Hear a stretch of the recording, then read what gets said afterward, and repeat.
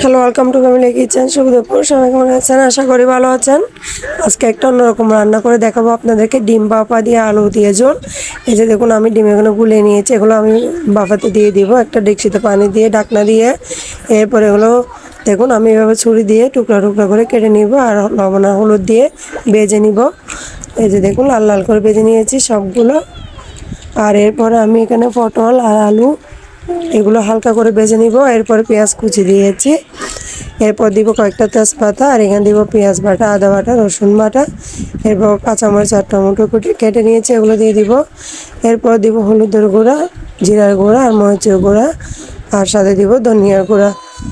এরপর একটু করে চিনি দিব যাতে কালারটা সুন্দর হয়। একটু পানি দিয়ে এগুলো কষিয়ে নিব, আর আলুর সাথে আর পটলের সাথেও কষিয়ে নিব। এরপর পরিমাণ মতো পানি দিব আর স্বাদ মতো লবণ দিয়ে দিব।